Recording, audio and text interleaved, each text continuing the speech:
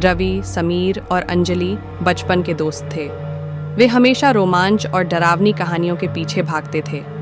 एक दिन उन्हें एक गांव में स्थित काली हवेली के बारे में पता चला। गांव वालों का कहना था कि वहां जाने वाला कभी वापस नहीं आता। ये सुनकर तीनों ने तय किया कि वे खुद इस हवेली में एक रात बिताएंगे और सच का पता लगाएंगे। गांव पहुंचने पर लोगों ने उन्हें हवेली की कहानियां सुनाई। एक बूढ़े ने कहा, हवेली में सिर्फ मौत का बसेरा है। जो वहां गया उसकी चीखें सुनी, लेकिन उसे कभी वापस आते नहीं देखा। लेकिन दोस्तों ने इसे बस डराने की कोशिश समझा और आगे बढ़ गए। रात के अंधेरे में तीनों ने टॉर्च की रोशनी में हवेली की ओर बढ़ना शुरू किया। हवेली तक जाने वाला रास्ता घने जंगल से होकर गुजरता था। रास्ते में कई अजीब आवाज़ें और झाड़ियों की सरसराहट सुनाई दे रही थी। जब वे हवेली के पास पहुंचे तो उन्हें ऐसा लगा जैसे कोई उन्हें देख रहा हो। हवेली का मुख्य दरवाज़ा लोहे का था और उस पर खून के धब्बे जैसे निशान थे।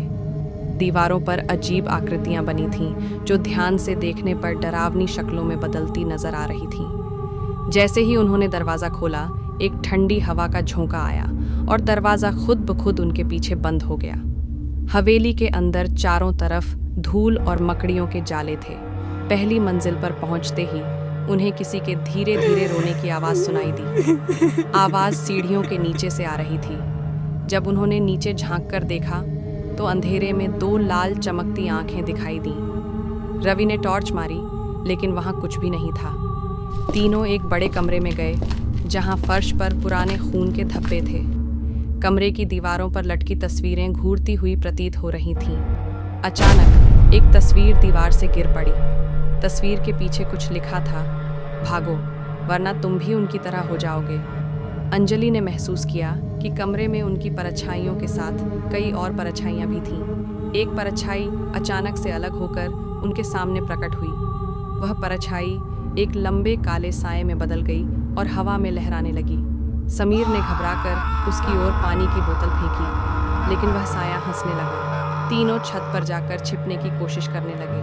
छत पर पहुंचते ही उन्हें दरवाजे के पीछे किसी के चलने की आवाज़ सुनाई दी। जैसे ही उन्होंने पीछे देखा, एक साया तेजी से उनकी ओर भागा और उनके ठीक पास आकर गायब हो गया।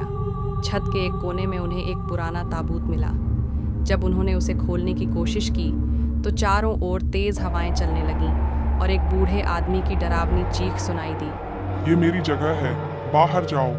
ताबूत के अंदर एक सड़ी हुई लाश थी जिसके हाथ में एक पुरानी चिट्ठी थी। उसमें लिखा था कि यह हवेली एक जमींदार की थी जिसने अपनी लालच में सभी नौकरों और परिवार के सदस्यों को जिंदा दीवार में चुनवा दिया था।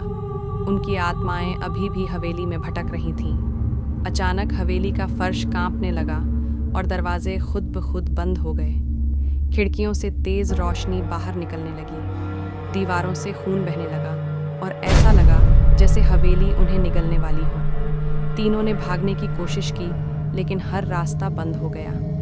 अंजलि ने भगवान का नाम लेना शुरू किया और जोर जोर से प्रार्थना की। तभी एक प्रकाश की लहर आई और हवेली की दीवारों पर दरारें पड़ने लगीं। दरवाज़ा अचानक खुल गया और तीनों बाहर की ओर भागे। अगली सुबह उन्होंने गांव वालों को अपनी कहानी सुनाई।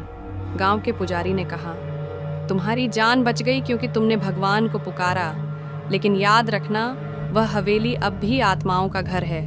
दोबारा वहां जाने की भूल मत करना। इस घटना ने तीनों दोस्तों को हमेशा के लिए बदल दिया। अब वे रोमांच की तलाश में जाने से पहले 2 बार सोचते हैं। काली हवेली का खौफ उनकी यादों में हमेशा जिंदा रहेगा,